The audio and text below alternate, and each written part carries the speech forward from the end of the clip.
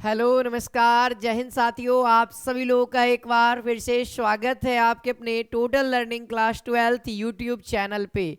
तो दोस्तों आज हम लोग स्थिर वैद्युतिकी का छठा क्लास करने वाले हैं। मैं आप सभी को बताऊं दोस्तों कि जो इलेक्ट्रोस्टैटिक्स यानी स्थिर वैद्युतिकी जो चैप्टर है दोस्तों बहुत ही लंबा है, और लेकिन क्लास 12th में सबसे ज़्यादा क्वेश्चन पूछे जाने वाले, सबसे ज़्यादा मार्क्स दिलाने वाला चैप्टर इलेक्ट्रोस्टैटिक्स यानी कि स्थिर वैद्युतिकी है। हाँ, ये मैं कह सकता हूँ लंबा चैप्टर है, लेकिन आप कंप्लीट इसके हर एक वीडियो को, है ना, हर एक वीडियो से आप कंप्लीट नोट्स तैयार कर रहे हैं। तो मैं इतना तो जरूर दावा करूंगा दोस्तों कि आपसे इलेक्ट्रोस्टैटिक्स अगर कोई भी सवाल आ जाए तो आपसे छूटेगा नहीं। ठीक है, आप अपने बोर्ड एग्जाम में तहलका मचा देंगे, बस एक बार पेशेंस तरीके से देखिए। और मैंने अभी तक से 6 क्लास में जितना पढ़ा दिया है, आप प्रीवियस ईयर क्वेश्चन पेपर उठा के देखो, चाहे आप यूपी बोर्ड से हो चाहे आप बिहार बोर्ड से हो। बिहार बोर्ड को स्पेशली कर रहा हूं, आप लोग अपना क्वेश्चन बैंक उठा करके देखिए, गोल्डन का क्वेश्चन बैंक आता है, उसको उठाइए और देखिए। आप लोग को ये इलेक्ट्रोस्टैटिक्स का जो भी थ्योरी वाला है चाहे ऑब्जेक्टिव वाला, जितना आप लोगों ने पढ़ा है उतना तक में क्या आपसे सवाल बन रहा है कि नहीं बन रहा है? एकदम बनेगा सर, जो मन लगा के पढ़ेगा उससे जरूर बनेगा। चलिए, यहाँ पे हमने पिछले क्लास में अच्छी स्थिति और निरक्षीय स्थिति में द्विध्रुव के कारण, है ना, द्विध्रुव के कारण उत्पन्न होने वाले, है ना, विद्युत क्षेत्र की तीव्रता के बारे में इक्वेशन जाना था। आज उस इक्वेशन का यूज करके हम लोग न्यूमेरिकल क्वेश्चन को सॉल्व करेंगे। मैंने एक क्वेश्चन ले लिया आपके लिए। कहता है दोस्तों क्वेश्चन कि अक्षीय स्थिति में एक विद्युत द्विध्रुव है ना, एक्सियल लाइन वाला लगेगा। याद है इक्वेशन? E बराबर 2pk बाई आर क्यू, याद रखिएगा। ठीक है, जिसका आवेश +4q तथा -4q है, जिनके बीच की दूरी 10 सेंटीमीटर है और इसके मध्य बिंदु से 20 सेंटीमीटर की दूरी पर, है ना, विद्युत क्षेत्र की तीव्रता हमें ज्ञात करनी है। कोई बात नहीं सर, अक्षीय स्थिति में है तो आपको पहले तो व्यंजक याद करना होगा कि व्यंजक कहता क्या है। तो ई एक्सियल यानी ई का वैल्यू मतलब इलेक्ट्रिक फील्ड इंटेंसिटी, है ना। एक्सियल यानी अक्षीय का मतलब होता है एक्सियल में, है ना। तब वहां पे क्या होता है 2pk/r³। ठीक है, ध्यान रहेगा। चलिए भाई, अब पहले हम सबसे पहले बात करते हैं सर, है ना, हमको जो चाहिए हम इधर साइड में लिख दे। फॉर्मूला क्या सर? ई एक्सियल का जो फॉर्मूला है ना, वो क्या होता है 2pk/r³। सर आर का वैल्यू तो दे रखा है, पी का वैल्यू नहीं दिया है, के का भी वैल्यू हमको पता है ना। के का भी वैल्यू सब विद्यार्थियों को पता है ना जी, के का वैल्यू, है ना। ये जब आप लोगों ने पिछला क्लास आवेश जब मैंने स्टार्ट किया तो वहीं पे बताया था, कूलाम का नियम में के बराबर 9 × 10⁻⁹। चलिए कोई नहीं, आगे सब याद हो जाएगा आपको। देखिए, है ना, Q1 का वैल्यू दे रखा है कितना, +4 कूलम, एंड Q2 का वैल्यू कितना दे रखा है मेरे भाई, -4 कूलम। देख लेते हैं, यूनिट अच्छा है, यूनिट पे ज़्यादा फोकस रखिएगा। जब भी आप न्यूमेरिकल सवाल बनाइएगा तो यूनिट्स पे ज़्यादा फोकस रखिएगा कि यूनिट आपका सेम रहना चाहिए। ठीक है, अब देखते हैं इनके बीच की दूरी, यानी कि इनके बीच की दूरी को हम लोग 2a कहते हैं, है ना। दो द्विध्रुव के दो आवेश तो दिया हुआ है, लेकिन द्विध्रुव की लंबाई को हम लोग 2a कहते हैं, उनके बीच की दूरी को। 2a बराबर कितना है सर? 10 सेंटीमीटर। लेकिन सर ये सेंटीमीटर में तो इसको मीटर में कन्वर्ट करना होगा 100 से भाग दे करके, तो 100 से भाग देंगे तो 1/10 मीटर आ जाएगा, और इसी को हम लोग 10⁻⁻1 मीटर भी लिख सकते हैं। किसी को कोई दिक्कत है तो बोल दीजिए, है ना। तो हम क्या करेंगे, द्विध्रुव आघूर्ण निकाल लेंगे, Q × 2a, है ना। 2a का Q का वैल्यू कोई एक उठा लीजिए, +4, है ना, और इसका वैल्यू कितना हो जाएगा 10⁻⁻1। ठीक है, ये हमारा P का वैल्यू आ गया, है ना। अब हमारा जो क्वेश्चन कह रहा है, अब हम उस पे आएंगे, अब हम क्वेश्चन पे आएंगे। क्वेश्चन क्या कह रहा है दोस्तों, देखो, और यहाँ पे एक और बात, आर जो है ना, मध्य बिंदु से, है ना, मध्य बिंदु से जिस पॉइंट पे निकालना है विद्युत क्षेत्र की तीव्रता, उसका दूरी होता है आर, है ना। तो आर का वैल्यू कितना है? 20 मीटर। ये मीटर में है तो हमको इसको कोई यूनिट में चेंजेस करने की जरूरत नहीं है। तो अब आप डायरेक्ट इस फॉर्मूले का इस्तेमाल करके आप कर सकते हैं, है ना। ई एक्सियल, ठीक है, एक्सियल का वैल्यू कितना हो जाएगा 2pk। 2p का वैल्यू कितना है मेरे भाई? देखो 4 × 10⁻⁻1 बट एक के का वैल्यू कितना है 9 × 10⁻+9 होता है। याद रखेंगे जिनको नहीं याद है, R³ यानी 20 का क्यूब। 20 का क्यूब कैसे लिख दो, देखो 20 को हम लोग ऐसे लिख सकते हैं 2 × 10, है ना। तो यानी 2 का क्यूब कितना हो जाएगा 8, है ना। R³ का मतलब इसका भी क्यूब और इसका भी क्यूब, तो 2 का क्यूब 8 और 10 का क्यूब कितना हो जाएगा 10⁻3। ठीक है, इसको करने का रीजन है दोस्तों कि हम लोग को ज्यादा अच्छे तरीके से सिंप्लीफाई होगा। देखिए अब आप लोग ध्यान देंगे अच्छे तरीके से तो देखिए 4 दूना का 8 शायद कैंसिल आउट हो गया, देख लिए 4 दूना का 8 कैंसिल आउट हो गया। बोलिए सारे गुना में है तो हम काट सकते हैं, कोई प्लस में नहीं है, अगर प्लस में रहता तो हम नहीं काटते हैं, गुना में है सर।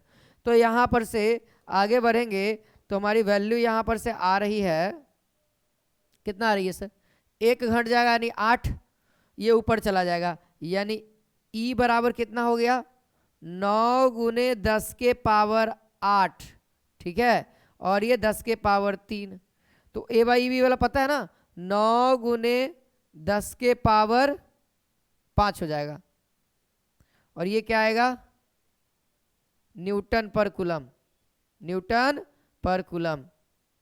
बोलिए किसी भी विद्यार्थी को यहां तक में कोई दिक्कत? इसी तरीके से आपको न्यूमेरिकल सवाल को हल करने हैं। आपके एग्जाम में 2 नंबर में ये सवाल आएगा या फिर ऑब्जेक्टिव में आएगा, है ना, 5 नंबर में आएगा नहीं सर। अगर 5 नंबर में आएगा तब तो और आसान है सर, तुरंत बन जाएगा, है ना, बिहार बोर्ड है, कुछ भी हो सकता है। चलिए इतना बात क्लियर है, तो अब हम लोग अपने आगे की ओर बढ़ते हैं, आगे सिलेबस को कंटिन्यू करते हैं। हम लोग आज क्या पढ़ने वाले हैं दोस्तों, तो विद्युत फ्लक्स, गॉस का प्रमेय, गॉस के प्रमेय के अनुप्रयोग, है ना, अनुप्रयोग को स्टार्ट कर देंगे आज, ठीक है, थोड़ा सा लंबा क्लास तक आज ले लेंगे, ठीक है। विद्युत फ्लक्स किसे कहते हैं, जरा पहले आपको इसको समझना पड़ेगा कि विद्युत फ्लक्स होता क्या है ना। एग्जाम में सवाल आता है, बहुत बार पूछता है कि विद्युत फ्लक्स क्या है, या विद्युत फ्लक्स की परिभाषा दे और इसके मात्रक को लिखें। एग्जाम में सवाल आता है 2 नंबर में, ठीक है। तो आज मैं आपको बहुत बेहतरीन ढंग से समझा दूंगा, आपको डेफिनेशन रटने और अति करने की याद नहीं, बस केवल समझना है, हो जाएगा। विद्युत फ्लक्स, इलेक्ट्रिक फ्लक्स, है ना। विद्युत फ्लक्स क्या कहता है मेरे भाई, विद्युत फ्लक्स कहता है कि किसी भी सतह से, है ना, किसी भी सतह से, किसी भी सतह के जो तल होगा जहां से इलेक्ट्रिक फील्ड निकलेगा, मान लिया जाए सर इलेक्ट्रिक है, सर करंट देंगे तब ना इलेक्ट्रिक होगा, इलेक्ट्रिक कोई वस्तु को इलेक्ट्रिक बनाने के लिए उसमें करंट होना चाहिए। तो मान लिया जाए ये कोई हमारा कोई सरफेस है ना, कोई सतह है, इस पर हम इलेक्ट्रिक करंट दे दिए हैं, ठीक, करंट दे दिए हैं, है ना, करंट दे दिए, इलेक्ट्रॉन जा रहा है, करंट, है ना, आवेश दे देते हैं, क्यू दे देते हैं ना, क्यू जा रहा है।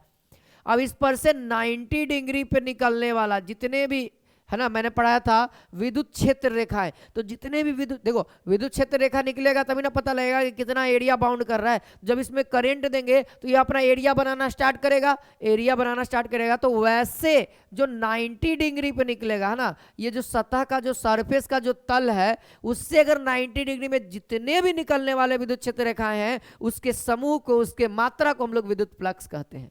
इसी का डेफिनेशन रूप लिखना रहता है, ठीक है। तो आई होप आप सभी को ये बातें समझ में आ गई होगी। जो 90 डिग्री से निकलेगा तो इसका सिंपल सा डेफिनेशन क्या लिखेंगे, किसी सतह के, यहां लिख दें,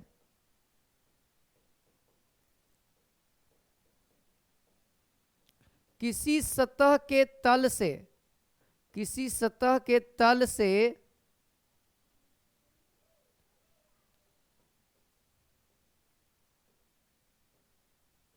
निकलने वाली, है ना, किसी सतह के तल से, तल के लिखो, किसी सतह के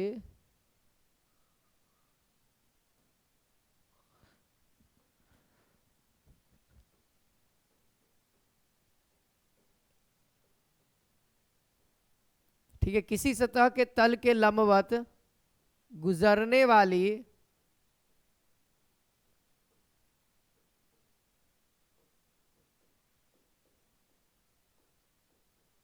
गुजरने वाली समस्त विद्युत क्षेत्र रेखाएं, है ना, समस्त विद्युत क्षेत्र रेखाएं, है ना, पूरा जितना जो भी 90 डिग्री में निकलेगा उन सब को एक जगह करेंगे तो उसको हम लोग विद्युत फ्लक्स कहेंगे। समस्त विद्युत क्षेत्र रेखाएं,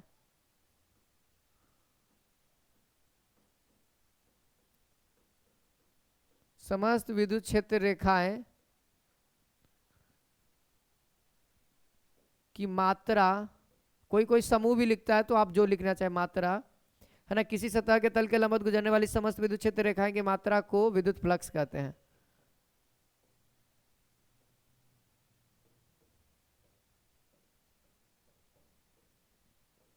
अब देखिए इसका एक और डेफिनेशन हो जाता है, ठीक है, इसे हम लोग फाई से सूचित करते हैं, ध्यान रखिएगा, लिख लीजिए, इसे इसे फाई द्वारा सूचित किया जाता है। इसे फाई द्वारा, है ना, 0 लिख करके बीच से फाड़ देना, ठीक है।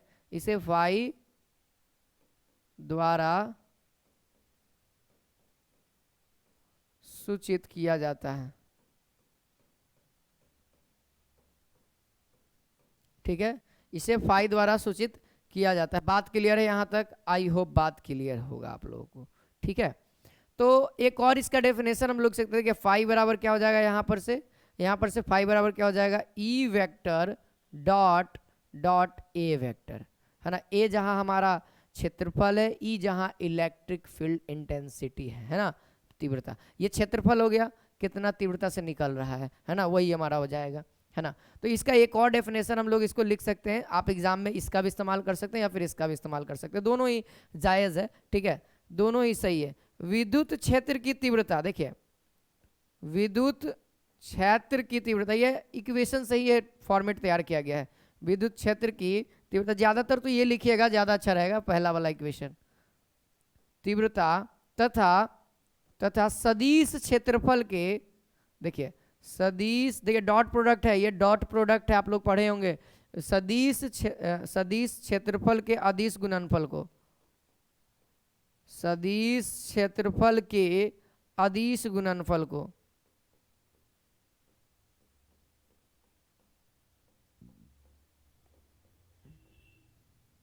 अदिश गुणनफल को विद्युत फ्लक्स कहते हैं।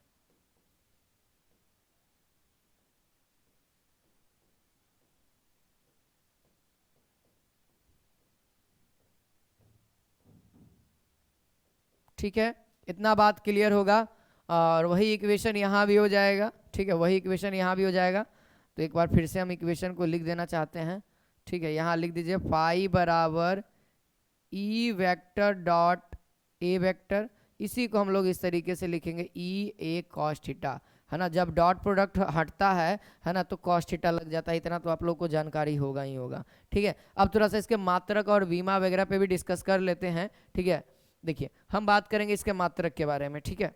तो यहाँ पे पहला सवाल होगा, पहला नंबर नोट लिख लीजिए आप लोग, ठीक है। इसको नोट कर देते हैं क्योंकि नोट हम लोग का ज़्यादातर इंपॉर्टेंट रहता है, ठीक है। चलिए यहाँ पे पहला नंबर नोट है कि विद्युत फ्लक्स एक अदिश राशि है। विद्युत फ्लक्स एक अदिश राशि है। विद्युत फ्लक्स एक अदिश राशि है, बात क्लियर हुआ। विद्युत फ्लक्स एक अदिश राशि है। विद्युत फ्लक्स का मात्रक अगर निकालना होगा तो यहां से लिख सकते हैं विद्युत फ्लक्स का मात्रक, फ्लक्स का मात्रक क्या हो जाएगा। तो मात्रक निकालने के लिए आप लोग को सीखना होगा, है ना। ज़्यादातर डायरेक्ट आप इस पे भी रखेंगे। इसका न्यूटन पर कूलम होता है, इलेक्ट्रिक इंटेंसिटी का क्या होता है, न्यूटन पर कूलम होता है। और क्षेत्रफल है, क्षेत्रफल का मीटर स्क्वायर होता है। तो यहाँ पर से हम लोग क्या लिख देंगे, है ना। देखिए E vector dot A vector यानी गुना है, ठीक है। तो इसका क्या होता है, इसका न्यूटन पर कूलम होता है और इसका मीटर स्क्वायर होता है। तो फाइनल अगर मात्रक हम कहेंगे तो आप लोग बोलिएगा न्यूटन मीटर स्क्वायर प्रति कूलम स्क्वायर, ये होता है, ठीक है। याद रखिएगा, याद रखिएगा, बोलिए विद्युत फ्लक्स का मात्रक क्या होता है, ठीक है। हाँ जी, ठीक है। आगे बढ़ते हैं दोस्तों, इसके बीमा के बारे में जरा डिस्कस कर लेते हैं, ठीक है। इसका बीमा भी आएगा। तो आपको क्या करना होगा दोस्तों, इसके बीमा यानी कि इलेक्ट्रिक फील्ड इंटेंसिटी का बीमा और ये हमारा क्षेत्रफल का बीमा एल स्क्वायर होता है, उन दोनों को कंबाइन करना होगा। तो यहाँ पर से जो निकल के आता है, यहाँ पर से जो निकल के आता है एम एल क्यू, है ना, टी के पावर -3 और ए के पावर -1 हो जाएगा, ठीक है। क्योंकि करंट है तो इसमें एम्पियर होगा ही होगा, है ना, ए होगा ही होगा शामिल। बात क्लियर हुआ। तो आगे बढ़ेंगे, ठीक है। थोड़ा सा एक दो नोट और इसमें इंक्लूडेड है। कहता है कि अल्प क्षेत्रफल के लिए, यानी कि देखिए अभी जो हमारा है ये जो क्षेत्रफल बड़ा है, कभी हो सकता है बहुत छोटा हो, कभी हो सकता है बहुत छोटा हो। तब उस सिचुएशन में हम लोग यहाँ पे एक नोट लिखते हैं कि अल्प क्षेत्रफल के लिए आप क्या करेंगे, अल्प क्षेत्रफल अल्प क्षेत्रफल से होकर, है ना, अल्प क्षेत्रफल से होकर होकर होकर गुजरने वाले विद्युत फ्लक्स, है ना, गुजरने वाले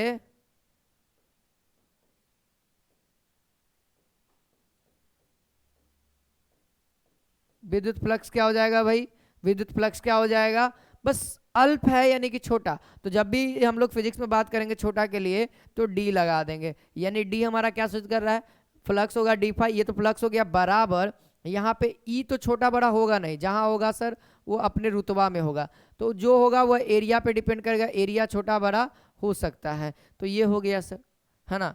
अगर बात करेंगे पूरा के लिए, तब पूरा के लिए तब इंटीग्रेट कर दीजिएगा, है ना।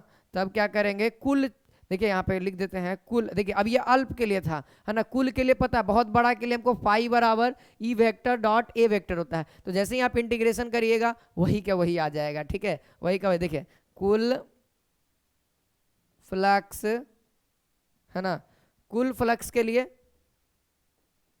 टोटल फ्लक्स के लिए, है ना, तो कुल जो फ्लक्स होगा उसके लिए यहां पर से क्या हो जाएगा, इंटीग्रेशन डी फाई बराबर integration E vector dot D A vector, ये हो जाएगा, है ना।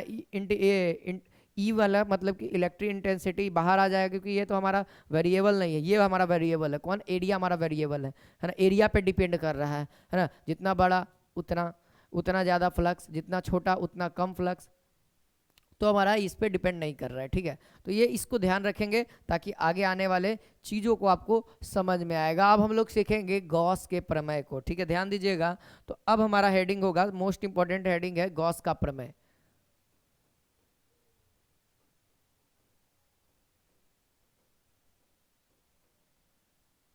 गॉस का प्रमेय बहुत अच्छे से समझिएगा, गॉस का प्रमेय क्या कहता है। सबसे पहले हम तो प्रमेय लिखते हैं कि प्रमेय होता क्या है, सबसे पहले उसको डिसाइड करिए, ठीक है। 5 नंबर में आपके एग्जाम में पूछा जाता है, कहता है विद्युत क्षेत्र में, है ना, विद्युत क्षेत्र में किसी बंद तल से होकर गुजरने वाली, है ना, होकर गुजरने वाली समस्त विद्युत फ्लक्स, समस्त विद्युत फ्लक्स तल के भीतर उपस्थित आवेश का 1/ε0 गुना होता है। तो इसका डेफिनेशन आप अच्छे तरीके से लिख सकते हैं, विद्युत क्षेत्र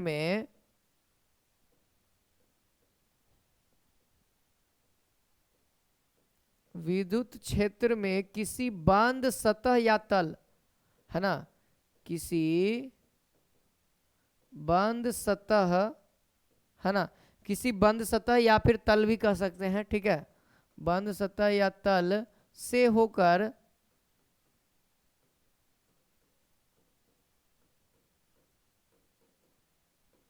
गुजरने वाली समस्त विद्युत फ्लक्स,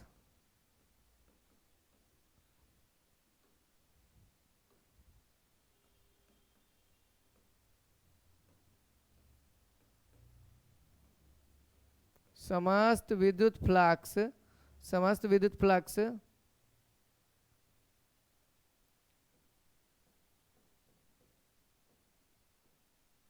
ना, उस तल में उपस्थित, है ना, उस तल के भीतर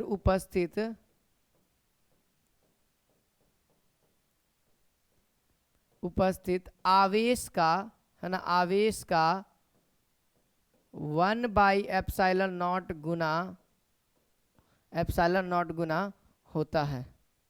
ये हमारा प्रमेय है ना। यानी कौन होता है, विद्युत फ्लक्स, है ना, क्या होता है, विद्युत फ्लक्स जो है वह उस तल में उपस्थित आवेश का 1/ε0 गुना होता है। अब हमको इसको प्रूफ करना होगा, आपके एग्जाम में इसी को प्रूफ करने के लिए कहा जाएगा, ठीक है। तो यहाँ पर से अब हम क्या करेंगे, यहाँ पर लिखेंगे कि ये इसको इस तरीके से लिख दिया जाए, है ना, यहाँ पे क्या लिखेंगे, प्रमाण, अब, है ना, प्रूफ किया जाएगा। अब क्या लिखेंगे, प्रमाण, प्रूफ। कैसे आया सर, देखिए सबसे पहले तो आपको एक डायग्राम बनाना होगा,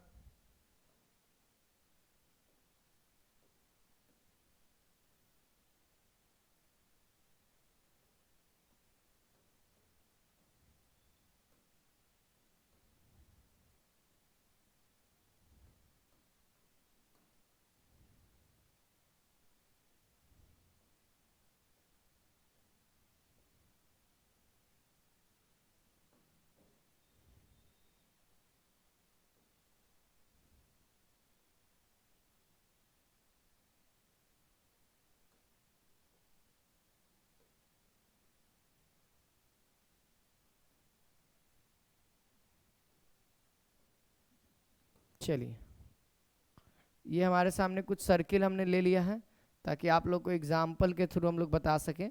ये देखिए, ये हमारे सामने हो गया। ये हमारे सामने क्या है, एक एज है, ठीक है, ये, और ये कुछ हमारा एरिया है, जहां से क्या होगा, जहां से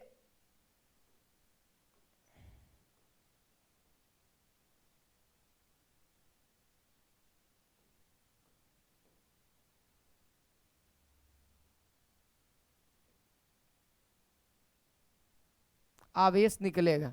ठीक है, ये आवेश निकल रहा है। ये हमारा कुछ डायग्राम होगा इस तरीके से, ध्यान दीजिएगा। तो यहाँ पे क्या होगा दोस्तों, प्लस क्यू आवेश इस पॉइंट पे मौजूद है ना। यहाँ से क्या हो रहा है, आवेश निकल रहा है। यह कुछ इतना ही एरिया से निकल रहा है अभी, है ना। ये कुछ इतना ही एरिया से, ये छोटे वाले एरिया से, इसीलिए हम लोग इसको ds या फिर dA कह सकते हैं। ds कह दीजिए या फिर dA। तो अभी फिलहाल हम लोग ds कहते हैं, ज़्यादा अच्छा रहेगा, ठीक है, क्योंकि हमको तो केवल प्रूफ ही करना है। आप dA भी ले सकते हैं, एरिया तो जो मन करे वो कर सकते हैं, ठीक है। और ये जो निकल रहा है सर, ये स्पीड बता रहा है कि कितना का स्पीड से निकल रहा है, यानी हमारा ई वेक्टर भी बता रहा है यहाँ पे, ठीक है। बात क्लियर हुआ। तो अब यहाँ पर से हमको लिखना होगा, जो जो हमने काम किया है वो काम को हमको लिखना होगा। मान लिया कि आर त्रिज्या वाला, है ना, मान लिया कि आर त्रिज्या वाला एक गोला, है ना, आर त्रिज्या वाले एक गोले के केंद्र पर बिंदु क्यू आवेश है ना। लिखेंगे यहाँ पे हम लोग लिखेंगे, माना कि आर त्रिज्या वाला, ठीक है, कितना त्रिज्या वाला है, यह आर त्रिज्या वाला है। माना कि आर त्रिज्या वाला एक गोला, एक गोले के केंद्र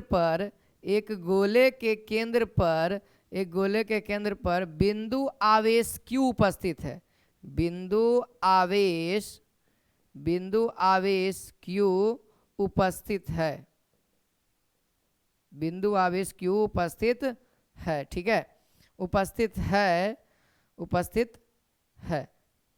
ठीक है, या फिर रखा गया है ना, ऐसा भी कह सकते हैं, उपस्थित है।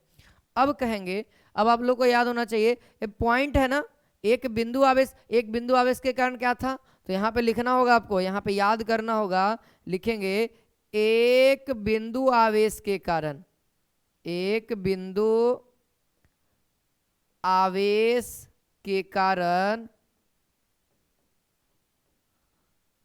विद्युत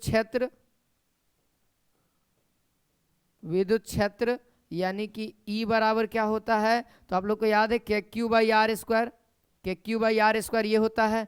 तो ध्यान रखेंगे के क्यू बाई आर स्क्वायर को, इसको इक्वेशन 1 कह दीजिए, इसको लेट कर लीजिए आप लोग इक्वेशन 1, ठीक है। इस तरीके से करते चलना है। अब आगे बढ़ेंगे तो लिखेंगे कि सूक्ष्म सतह ds से होकर गुजरने वाली, देखिएगा डायग्राम में आप ध्यान देंगे, तो ये सूक्ष्म सतह ds से होकर गुजरने वाले विद्युत क्षेत्र, है ना, विद्युत फ्लक्स क्या है, तो लिखिएगा यहाँ पर से कि लिखेंगे हम लोग कि विद्युत क्षेत्र सूक्ष्म सतह ds से,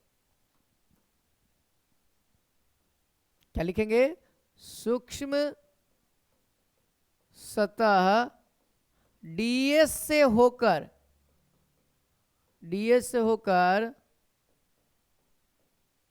गुजरने वाली, है ना, ds से होकर गुजरने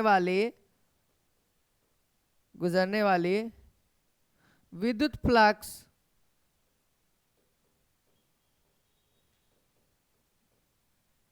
d फाई है ना। क्या हो जाएगा, ये लाइन लिखना होगा कि सूक्ष्म सतह से गुजरने वाला जो भी विद्युत क्षेत्र रेखा का समूह जो 90 डिग्री से निकल रहा है उसको हम लोग विद्युत फ्लक्स कहेंगे। तो अब विद्युत फ्लक्स क्या है हमारा, डी फाई है। तो यहां पर से क्या हो जाएगा, डी फाई बराबर क्या हम लोग जानते हैं, E vector dot D S vector. आज हमारा एरिया तो यही है, तो सर ये तो सूक्ष्म सतह के लिए था, ये तो यहां से है, ऐसा पूरे गोला में होगा। ये गोला है, वृत्त मत समझना, 3D मॉडल है, ये पूरा गोला है, ठीक है। तो ये पूरे इसी तरीके से होगा। तो यहां लिखेंगे कुल फ्लक्स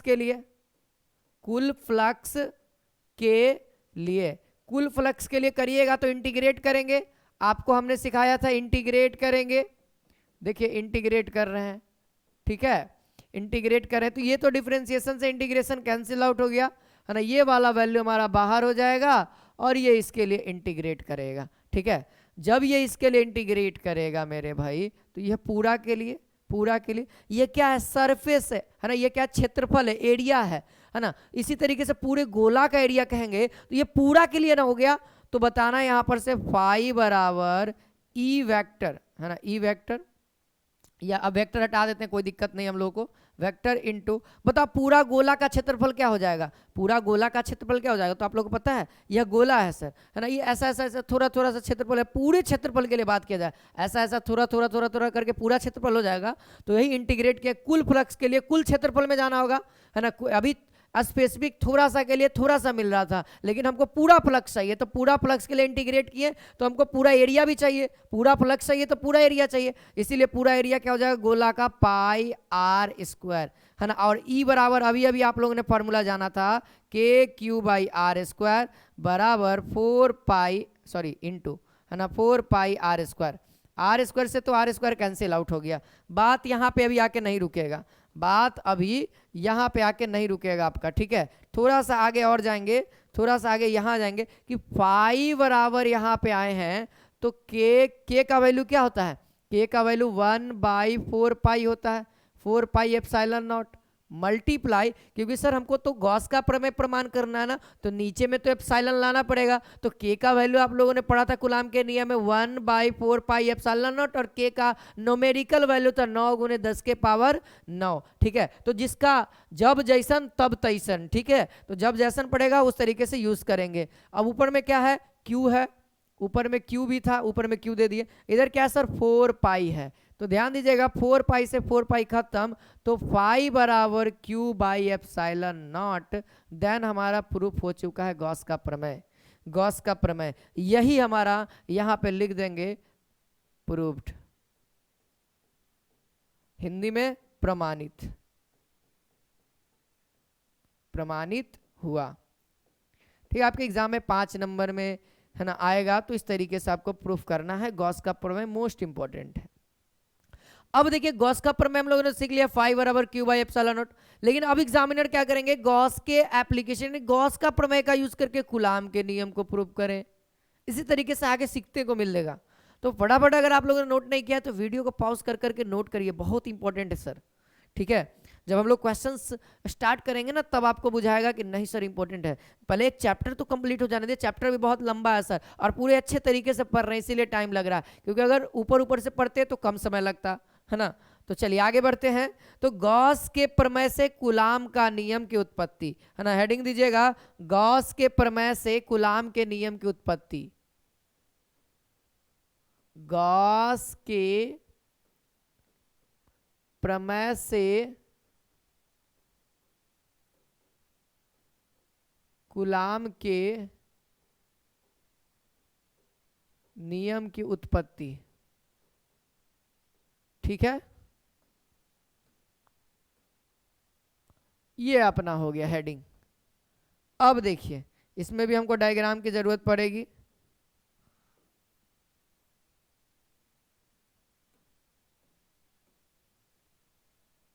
डायग्राम आपको बनाना है भाई, इस बात को भूलिएगा नहीं, बहुत ज्यादा इंपॉर्टेंट है डायग्राम, डायग्राम जरूर बनाइएगा।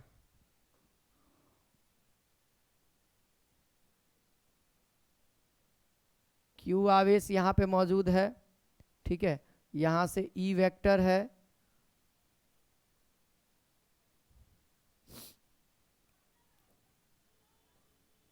और ये हमारा डीएस है ना, ये थोड़ा सा जो दूरी है वो डीएस है, और इसके निकलने वाला भी डी जो इसके द्वारा निकलेगा थोड़ा सा दूरी से। अगर आपको कहेगा कि बहुत बड़ा गेट नहीं छोटा है तो आपका हाथ ही निकलेगा, कहेगा बहुत बड़ा गेट है तो आप पूरे निकल जाइएगा।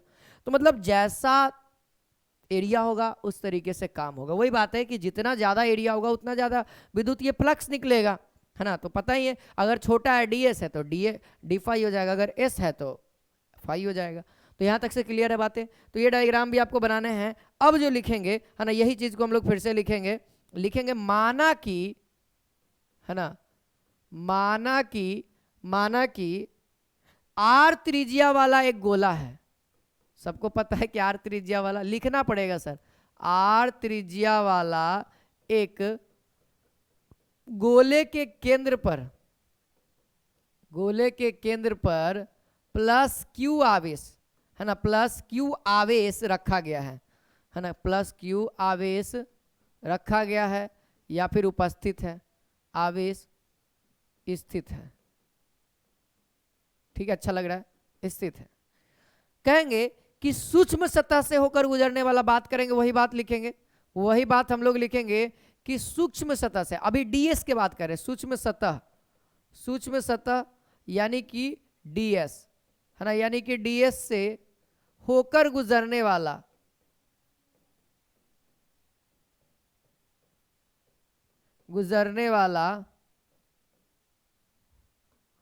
विद्युतीय फ्लक्स,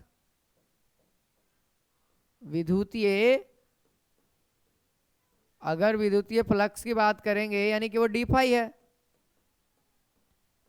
ना, तो यहां पर से लिख देते हैं डी फाई बराबर क्या हो जाएगा, E vector dot DS vector, यही तो होगा सर। तो अगर कुल के लिए कहेंगे तो यहां पे लिखेंगे कुल फ्लक्स के लिए कहिएगा तो कोई दिक्कत नहीं है सर, कुल फ्लक्स के लिए केवल और केवल इंटीग्रेट होगा, इधर भी इंटीग्रेट होगा। यह कुल के लिए है तो पूरा गोला के लिए, यह सिंबल इंटीग्रेट पे गोल इसलिए घेरा जाता है तो कहा जाता है कि पूरा गोला के लिए बात किया जा रहा है ना। तो यहाँ पर से डीएस हो जाएगा। इसको थोड़ा सा और आगे बढ़ाइए तो ये तो फाई हमारा निकल के आ गया, और इधर क्या हो जाएगा, ई आगे आ जाएगा, ई वेक्टर हमारा आगे आ जाएगा, और ये पूरे गोले के लिए हो जाएगा डीएस। फिर काम वही करेंगे, फिर काम हम लोग क्या करेंगे, वही काम करेंगे यहाँ पे। अभी इसको पूरा नहीं कट करेंगे, ध्यान दीजिएगा, तो यहाँ पे पूरा आपको नहीं कट करना, नहीं तो फिर आप लोग गड़बड़ कर दीजिएगा, फिर गॉस के प्रमेय में आ जाइएगा। तो आपको कहाँ तक कट करना है उसको ध्यान दीजिए, है ना। सबसे पहले ई बराबर जो है आपको उसको रखना होगा, है ना। हाँ, गॉस के प्रमेय पे आ जाते हैं। फाई बराबर क्या हो जाएगा, 1 बाई, है ना, यहाँ पर से क्या हो जाएगा, K Q by R square into 4 pi R square. ठीक है, तो सो फाई बराबर यहाँ पर से क्या हो जाएगा, लिख देंगे क्यू बाई एप्सिलॉन नॉट। इसको आप ऐसे करके इसको क्या कर दीजिए, इक्वेशन 1 कर दीजिए, है ना, इक्वेशन 1 कर दीजिए। ठीक है, बात यहां तक क्लियर हुआ।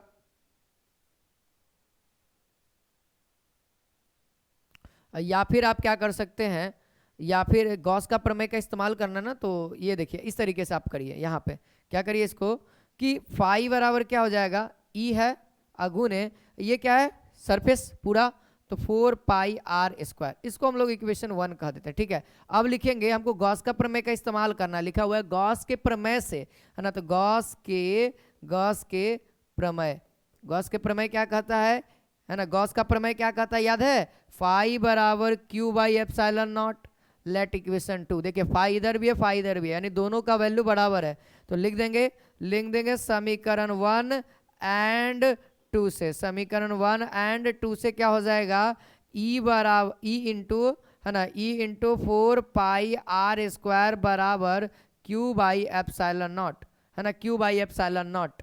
ठीक है, बात यहां तक से क्लियर हुआ। अब यहां पर से क्या करिए आप लोग, अब यहां पर से क्या करिए, ई बराबर वैल्यू निकाल दीजिए Q by epsilon not into 1 by क्या होगा, 4 पाई आर स्क्वायर, है ना, इधर आ जाएगा 4 पाई आर स्क्वायर। बात क्लियर हुआ। अब आप लोगों ने शुरू में पढ़ा होगा कि सर ई बराबर एफ बाई क्यू, सर इसका इस्तेमाल क्यों करें, क्योंकि हमको कुलाम का नियम से प्रूफ करना है, और कुलाम का नियम क्या कहता है, याद है कुलाम का नियम, एफ बराबर Q1 Q2 by R square, है ना, बाई आर स्क्वायर इंटू के, याद है ना, भूल नहीं ना गए, तो हमको फोर्स की जरूरत पड़ेगी, तो हम लोगों ने ये पढ़ा था, इसको भी आप लोग क्या कह दीजिए, इसको 3 कह दीजिए, है ना। तो अब क्या करेंगे, इन दोनों को इक्वेट करेंगे, या फिर इसको हम लोग क्या कहते हैं, 3 नहीं कहते हैं, देखिए इसको हम लोग B कहते हैं और इसको हम लोग A कहते हैं, ध्यान दीजिएगा। तो अब E बराबर इतना है और E बराबर इतना, यानी कि अब जो वैल्यू हम लोग करेंगे लिख देते हैं यहाँ पे समीकरण A एंड B से, ध्यान दीजिएगा एकदम बहुत अच्छे तरीके से, E बराबर यानी F बराबर Q इक्वल्स टू, है ना, Q by epsilon not into into, इसको क्यू नोट कहेंगे ना, इसको क्यू नोट कह देते हैं, ठीक है, इसको क्यू नोट कह देते हैं, ज़्यादा आसान रहे। 1/4 pi epsilon not 4 pi R square. अगर आप ध्यान देंगे तो हम लोगों ने जाना था यहाँ पे ध्यान दीजिएगा, लिखते हैं यहाँ पर से, ठीक है। देखिए एफ बराबर क्या होगा, ये गुना में ऊपर ही जाएगा, ये भागा में ऊपर ही जाएगा, गुना में हो जाएगा Q into Q not by by by, है ना, क्या देखिए 4 pi epsilon not into R, और इसी को हम लोग लिखेंगे क्यू के, यहाँ लिख दीजिए Q not by R square, है ना, और ब्रैकेट में लिख देंगे के बराबर क्या होता है 1/4 पाई एप्सिलॉन नॉट। देन ये हमारा, और यही तो हमारा कूलाम का नियम है, यही तो हमारा कूलाम का नियम है। और यहाँ पे अंत में लिखेंगे, यानी बल जो है, फोर्स जो है वह के क्यू, और ये जो क्यू नॉट है ये अलग आवेश है, ये अलग आवेश है, और ये लिख देंगे यहाँ पर से प्रमाणित हुआ, है ना, प्रूव्ड। एक बार फिर से आप एक बार झलक देख लीजिए किस तरह उल्टा चलिए, ठीक है, ध्यान दीजिए। कूलाम का नियम प्रूफ करने के लिए कहा जा रहा है, तो कूलाम का नियम प्रूफ करने के लिए कहा जाता है, तो कूलाम का नियम आपके माइंड में आना चाहिए। तो मान देखिए, हम प्रूफ करने के लिए हमको सबसे पहले गॉस का प्रमेय का इस्तेमाल करना होगा। तो कहते हैं माना कि आर त्रिज्या वाला एक गोला है, जिसके पॉइंट है ना, जिसके केंद्र पर एक क्यू बिंदु आवेश रखा गया है ना। सूक्ष्म सतह से निकलेगा तो सूक्ष्म फ्लक्स निकलेगा, नहीं डीएस सतह से डी फाई निकलेगा। तो डी फाई बराबर क्या होता है E vector dot DS vector, है ना। तो अगर हम कुल के लिए कहेंगे तो हमने नोट में लिखाया था, कुल के लिए इंटीग्रेट कर दीजिए, यानी कि इसके लिए कुल, तो डिफरेंशिएशन से इंटीग्रेशन खत्म, यानी फाई पूरा पूरा फाई आ गया। इधर भी इंटीग्रेट करेंगे तो इसका तो कोई असर होने वाला नहीं है, तो ये बाहर हो गया, यानी डीएस पे असर पड़ेगा। अगर आप थोड़ा सा के लिए थोड़ा सा निकल रहा है तो पूरा के लिए पूरा निकलेगा, यानी हमको ये डीएस क्या है, गोला का क्षेत्रफल हो जाएगा, यानी पूरे गोला के लिए क्षेत्रफल हो गया। तो गोला का क्षेत्रफल क्या होता है 4 पाई आर स्क्वायर, और ई है तो ई, यहाँ लेट इक्वेशन 1 कर लेंगे। क्यों सर यहीं पे रुक जाना है, क्योंकि हमको गॉस के प्रमेय का इस्तेमाल करना है। तो यहाँ लिखेंगे गॉस के प्रमेय से फाई बराबर Q by epsilon not equation 2, phi बराबर क्यू बाई एप्सिलॉन नॉट और फाई बराबर ई इंटू 4 पाई स्क्वायर, यानी दोनों ही फाई का वैल्यू, यानी कि दोनों आपस में बराबर है। तो समीकरण 1 और 2 से फाई और फाई बराबर है, तो ये दोनों भी बराबर है। आरएचएस आरएचएस के बराबर है, तो एलएचएस एलएचएस के बराबर हो जाएगा। इसीलिए ई बराबर E into 4 pi R square equals to E by epsilon not, है ना। तो ये काम कर दिए। तो हम लोग क्या किए दोस्तों, ई का वैल्यू वहां पर से ई का वैल्यू निकाल दिए, क्योंकि हमको फोर्स निकालना है, ई नहीं निकालना, हमको फोर्स निकालना है। तो हमको याद है कि विद्युत क्षेत्र की तीव्रता का फॉर्मूला होता है एफ बाई क्यू नॉट, है ना, बल बटा में आवेश होता है। आपको पता है एकांक क्षेत्रफल में किसी एक आवेश पर, है ना, लगाया गया बल विद्युत क्षेत्र की तीव्रता कहलाती है, याद होगा। ई बराबर क्या हो जाएगा Q by epsilon not into 1/4 pi R square, है ना, वो जो गुना में था इक्वल के उस साइड लिए तो भाग में आ गया। तो ये इक्वेशन को ए मान लिए, और हम लोगों ने पढ़ा था एफ बाई क्यू नॉट, इसको बी मान लिए, ठीक है। अब समीकरण ए और बी से देखिए, ई का वैल्यू ई के बराबर, यानी दोनों वैल्यू आपस में बराबर होगा। आरएचएस के बराबर है तो एलएचएस के बराबर होगा। उसी तरीके से तो आरएचएस को बराबर कर दिए, F by Q not equals to Q by epsilon not into 1/4 pi. Arrange कर दीजिए सर इसको, है ना, ये क्या है भागा में गुना में आ जाएगा। तो ये देखो, ये भागा में इक्वल के उस साइड जगह हमेशा उल्टा हो जाता है, गुना में गुना वाला भागा में, भागा वाला गुना में। तो ये भागा में ही पट जाएगा, गुना में Q into Q not by 4 pi epsilon not into R square, है ना। तो इसी को हम थोड़ा सजा दिए, है ना, 4 पाई एप्सिलॉन नॉट को 1/4 पाई एप्सिलॉन नॉट को के कहते हैं, तो के हो गया into Q two by R square. तो बस यही तो हमारा प्रूफ हो गया, ठीक है। अगर और पीछे जाते हैं तो गॉस के प्रमेय को देख लीजिए। तो गॉस के प्रमेय भी सिंपली वही है, विद्युत क्षेत्र के बंद तल या सतह से होकर गुजरने वाली समस्त विद्युत फ्लक्स उस तल के भीतर उपस्थित आवेश का 1/एप्सिलॉन नॉट गुना होता है, इसको प्रूफ करना है। तो मान लिया कि आर त्रिज्या का एक गोला है जिसके केंद्र पर क्यू बिंदु उपस्थित है ना। उस बिंदु के आवेश के कारण विद्युत क्षेत्र की तीव्रता, एक बिंदु आवेश के कारण क्या था, क्यू बाई आर स्क्वायर, वो भी हम लोगों ने प्रूफ किया। तो सर इस डायग्राम के कारण क्या होगा, लिखेंगे सूक्ष्म सतह से अगर निकलेगा फ्लक्स तो सूक्ष्म ही निकलेगा, थोड़ा सा जगह से थोड़ा सा निकलेगा। अगर पूरा के लिए चाहिए तो पूरा बनाना पड़ेगा, तो पूरा के लिए हम लोग इंटीग्रेट कर दिए, है ना। ये तो पता ही, ये तो फार्मूला है विद्युत फ्लक्स का, और बाकी आगे का प्रोसेस आपको पता ही है, केवल काट दिए, सिंप्लीफाई कर दिए जैसे तोड़ के, ठीक है।